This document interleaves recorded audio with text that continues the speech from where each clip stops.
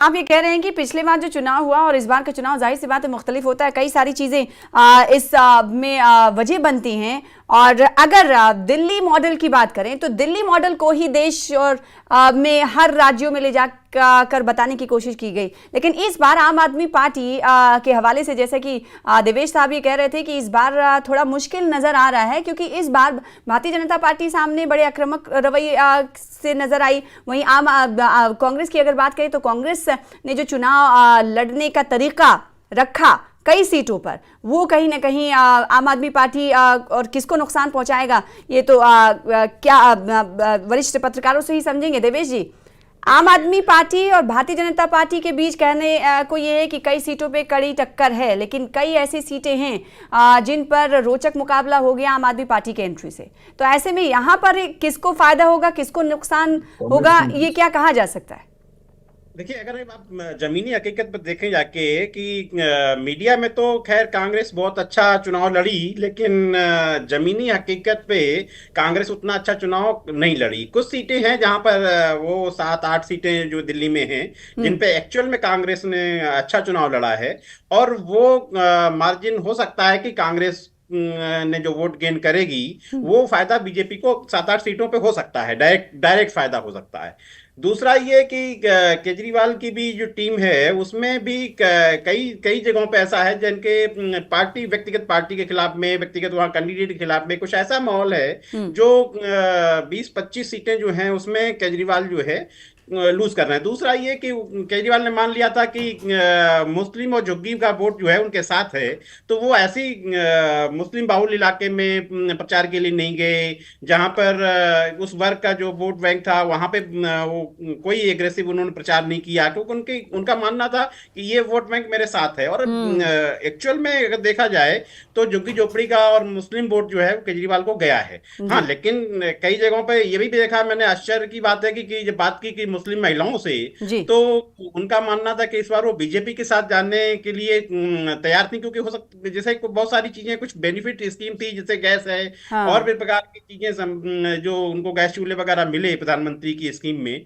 तो अगर 1% भी टर्न आउट मुस्लिम वोट का बीजेपी की तरफ होता है तो ये चुनाव परिणाम बहुत ही कुछ कहने वाले कोर वोटर जो है, पार्टियों के अपने अपने कोर वोटर्स होते हैं, और कोर वोटर्स का जो खिसकना बड़ा टफ होता है ऋषि जी।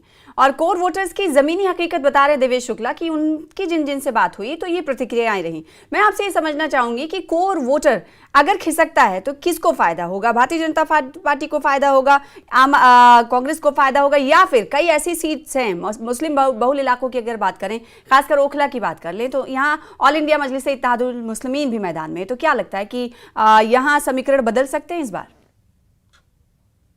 ये कई सीटों पे कांग्रेस और एआईएमआईएम जो है, एआईएमआईएम से मुझे लगता है 2 सीटों पर चुनाव लड़ रहा है, वह नुकसान पहुंचा रहे हैं आम आदमी पार्टी को। लेकिन आम आदमी पार्टी का आधारभूत जो रहा है झुग्गियों का रहा है, अनऑथराइज्ड कॉलोनियों का रहा है, और लोअर मध्यम वर्ग के जो लोग हैं वो आम आदमी पार्टी के समर्थक रहे हैं। खासकर वो वर्ग जो जिनकी आमदनी आपको 30,000, 40,000, 50,000 के आसपास है।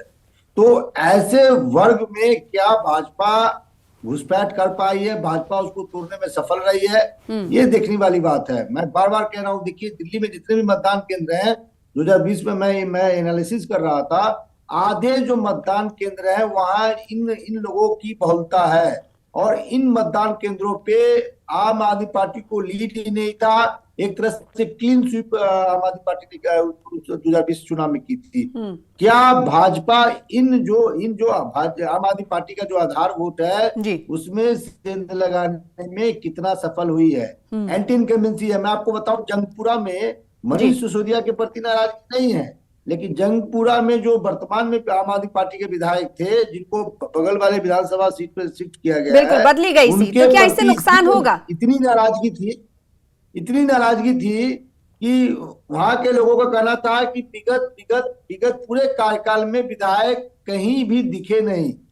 तो ऐसे जो विधायक हैं वो कहीं ना कहीं आम आदमी पार्टी के लिए एक तरह से, आप विधायकों की बात कर रहे हैं तो इसमें ये जोर देना भी बहुत जरूरी है कि वोटिंग से पहले देखा गया कि आम आदमी पार्टी के 8 विधायक पार्टी छोड़ देते हैं, फिर दूसरे तीसरे दिन भारतीय जनता पार्टी ज्वाइन कर लेते हैं, तो ये भी नुकसान पहुंचा सकते हैं कि आम आदमी पार्टी को? अब कई जगह विधायक, वर्तमान विधायक हैं, वार्ड पार्षद हैं, तमाम ऐसे लोग जो संभावित उम्मीदवार थे, मतलब उनकी जो दावेदारी थी अपने अपने क्षेत्र में, वो आम आदमी पार्टी छोड़कर भाजपा में गए, कुछ कांग्रेस में गए।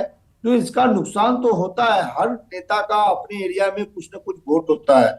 लेकिन देखिए, यदि आप तुलनात्मक देखें, देखिए ठीक है कि 27 सालों का वनवास यदि भाजपा आती है तो 27 सालों का वनवास टूटेगा। लेकिन यदि आप मुद्दों पे देखें तो भाजपा भी वही करती हुई आ रही है, करती हुई दिखी जो आम आदमी जिसका आलोचना नरेंद्र मोदी जी आम आदमी पार्टी का जिस कारण से करते थे। आज देखिए जो पढ़ाई ठीक से करी थी, काम ठीक से किया था। पिछले 10 साल से केजरीवाल जी ने जिस तरह के काम दिल्ली की जनता के लिए किए हैं, और दिल्ली में शिक्षा, स्वास्थ्य, बिजली, पानी, इन सब के लिए जो काम हुए हैं, उसको देखते हुए हमें पूरा यकीन है कि दिल्ली के लोग इस पूरे अच्छे काम को आगे ले जाने के लिए और भी एक गुड गवर्नेंस के लिए, काम की राजनीति के लिए, ईमानदारी की राजनीति के लिए वोट किया है, और पूर्ण बहुमत की सरकार आज बनने जा रही है। कल से जिस तरह के घटनाक्रम हुए हैं, काफी विवाद चला है, उसके बाद वो देखिए, एसीबी को नाम दिया उन्होंने, वहां तो पहुंचे नहीं। एसीबी को जो जानकारी दी संजय भाई ने, उसके बाद तो एसीबी वाले सो गए। उससे पहले अरविंद जी के घर आ गए, तो सबको पता है कि उसका पॉलिटिकल मोटिव क्या है।